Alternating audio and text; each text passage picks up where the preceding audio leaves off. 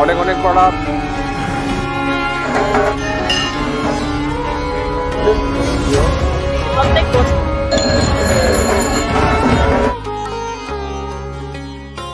সবাইকে নমস্কার, প্রণাম, খুলুমখা। আমি যুবরাজ আপনাদের সকলকে স্বাগত জানাচ্ছি স্পিরিচুয়াল ত্রিপুরাতে। আজকে আমরা আছি ত্রিপুরার ঐতিহ্যবাহী দুর্গাবাড়ি মন্দিরে, যেখানে বাসন্তী পূজা হবে।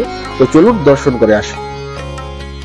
ত্রিপুরার সমস্ত রাজারাই আধ্যাত্মিক ও ধার্মিক ছিলেন, তাই তারা ত্রিপুরার বিভিন্ন প্রান্তে অনেক সুন্দর সুন্দর মন্দির নির্মাণ করে গেছেন।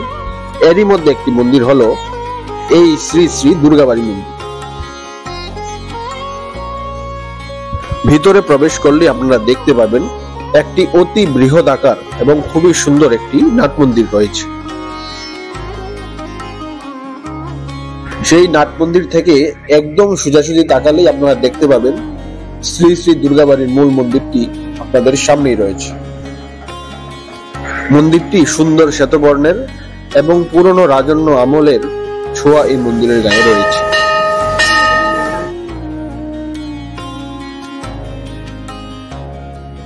তিনবার ঘন্টা বাজিয়ে আমরা আস্তে আস্তে মা দুর্গার মূল মন্দিরের ভিতর প্রবেশ করলাম এবং আমরা দর্শন পেলাম মা দুর্গার একটি অতি দুর্লভ এবং সুন্দর রূপের।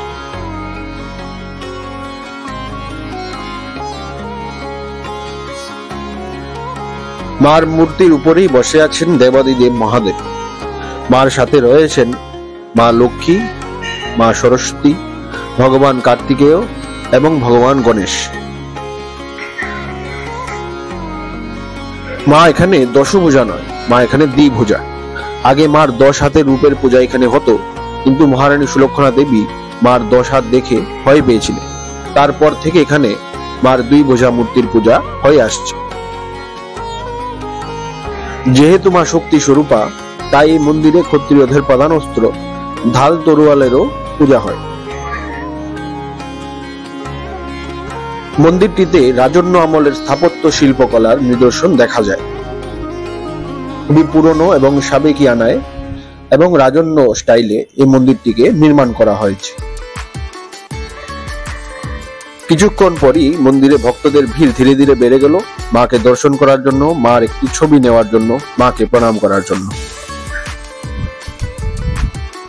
মূল মন্দিরের পাশেই রয়েছে আরেকটি ছোট মন্দির। এই মন্দিরে চণ্ডীর ঘট পূজা হয় এবং ষষ্ঠী পূজা হয়।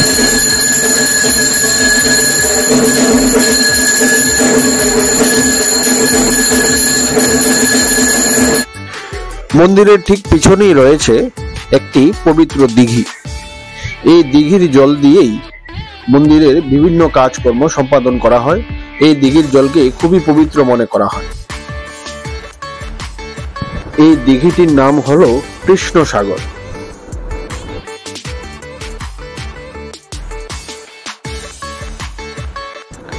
এই পবিত্র কৃষ্ণ সাগর দিঘির ডান পাশেই রয়েছে একটি ফণী মনসা গাছ এবং সেই গাছের নিচেই মা দুর্গা এবং ভগবান শিবের একত্রিত রূপ অর্ধনারেশ্বরের পূজা হয়।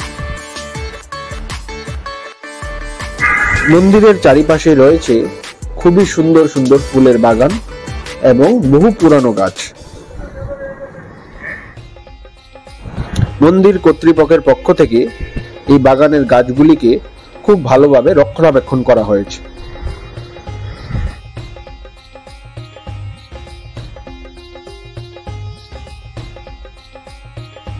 মন্দিরের চারিপাশের দেওয়ালগুলিতে ভগবান গণেশ, মা লক্ষ্মী, মা দুর্গা, মা সরস্বতী, ভগবান কার্তিকেয় সমেত ত্রিপুরার বিভিন্ন প্রান্তের বিভিন্ন স্থাপত্যকলার মূর্তিগুলি আমরা দেখতে পাই এবং ত্রিপুরা রাজন্য আমলের বেশ কিছু চিত্রাবলীও আমরা মন্দিরের চারিপাশের দেওয়ালগুলিতে দেখতে পাই। মন্দিরের বাইরে দোকানিরা পসরা সাজিয়ে বসেছে ভক্তদের উদ্দেশ্যে। এরই মাঝে লক্ষ্মীনারায়ণ বাড়ি থেকে পুরোহিত মশাই ভগবান নারায়ণকে নিয়ে দুর্গা বাড়িতে প্রবেশ করলেন এবং দুর্গা মার পুজো শুরু হলো।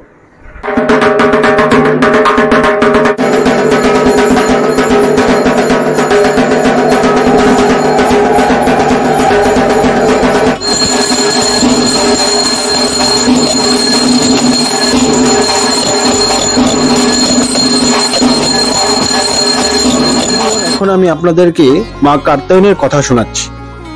একবার মহিষাসুর নামে একটি অসুর ব্রহ্মাদেবের কঠোর তপস্যা করে অত্যন্ত শক্তিশালী হয়ে গেছিল। সে পাতাল, পৃথিবী, স্বর্গ তিনলোক জয় করে নিয়েছিল। দেবতারা মহিষাসুরকে বধ করার জন্য নিজের সমস্ত শক্তি একত্রিত করে মা দুর্গাকে আহ্বান করলেন। মা দুর্গা প্রকটিত হয়ে দেবতাদের দর্শন দিলেন এবং তিনি মর্তলোকে ঋষি কাত্যায়নের ঘরে ওনার কন্যা হিসাবে জন্মগ্রহণ করলেন। ঋষি কাত্যায়নের কন্যা হিসেবে জন্মগ্রহণ করাতে ওনার নাম হয়ে গেল কাত্যায়ন।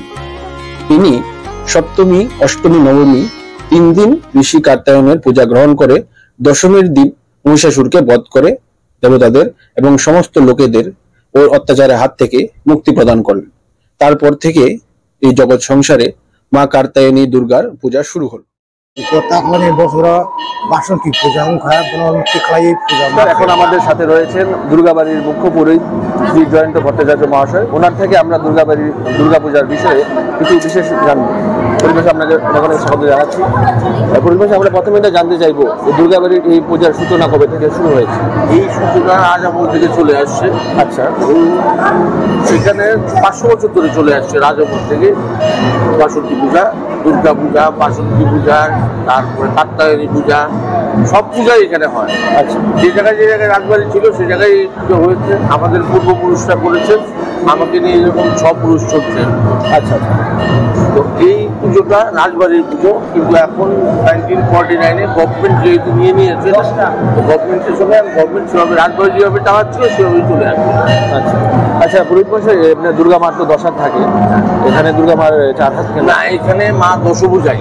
আচ্ছা, মহারানী সুরক্ষা দেবী মার এই দুর্গা পূজার সময় আরতির সময় মার এই রূপ থেকে, এই দশভুজা রূপ থেকে ভয় পেয়ে গেছিলেন। আচ্ছা, যার জন্য তখন থেকে দোয়াত হয়ে আসে। তাই জন্য অষ্টভুজা রূপটাই থাকে। আচ্ছা। আর পুরোহিত মশাই, এখানে কি কি পূজা হয় দুর্গাবাড়িতে? এইখানে প্রতি অবস্থায় কালী পুজো হয়, সূর্য পূজা হয়, চন্দ্র সূর্য পূজা হয়, মনসা পূজা হয়, শীতলা পূজা হয়, অগ্নি ব্রহ্মা পূজা হয়, কাত্যায়নী পূজা হয়, দুর্গা শারদীয়া দুর্গা দেবী পূজা হয়, বাসন্তী পূজা হয়, মহাদেব পূজা হয়, সব পুজোই। আচ্ছা, আর যে সময় পূজা হয় না, এই সময় বন্ধ থাকে? প্রতিদিনই চণ্ডীপাঠ হয় এখানে। চণ্ডীপাঠ। আচ্ছা, ঠিক আছে, আপনাদের থ্যাংক ইউ, ধন্যবাদ। সময়ের সাথে সাথে মার ভক্তদের ভিড়ও বেড়েই চলেছে। তো চলুন মন্দিরে আগত ভক্তদের সাথে কিছু কথা বলেনি। আপনি প্রতি বছর আসেন মন্দিরে? হ্যাঁ, আসি, প্রত্যেক বছর আসি। কেমন লাগে? খুব ভালো লাগে, লিগে আসি। আমি প্রথমে মন্দিরে দর্শন করি, আচ্ছা, পূজার সময় প্রথমে আসি এই মন্দিরে, আবার বাসন্তী পূজায় আসি। আচ্ছা, কি বলবেন পূজা সম্বন্ধে? কি আর বলবো, এটা একটা ঐতিহ্যবাহী পূজা, রাজা রামমালের রাজবাড়ির পূজা। এটাই দেখার কি, এখানে দেখলে মনে হয় দুর্গা পূজা মানে এখানে মানে সাত্বিক পূজা হয়, এবং এখানে দেখলে পূজা দেখা হয় আমার মনে হয়। কত বছর ধরে আসছেন? আমার বিয়ে হয়েছে 18 বছর হয়েছে, আমি 18 বছর ধরে আসছি। আচ্ছা, কেমন লাগে এসে? খুব ভালো লাগে। কেমন লাগছে পূজাতে এসে? খুব ভালো লাগছে, প্রতি বছরই আসি, আজকেও আসলাম আর সব সময় আসবো। বাসন্তী পূজা খুব ভালোই লাগে।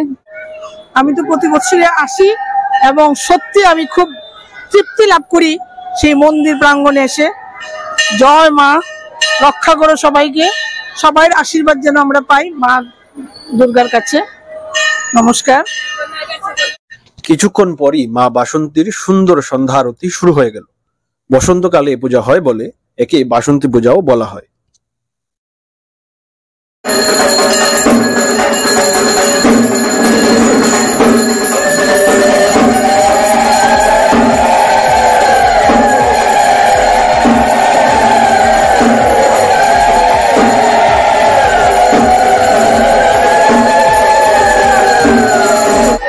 তো বন্ধুরা, আজকে আমরা ছিলাম আগরতলার ঐতিহ্যবাহী দুর্গাবাড়িতে। মার দুর্গার আজকে আমরা পূজার দর্শন করলাম।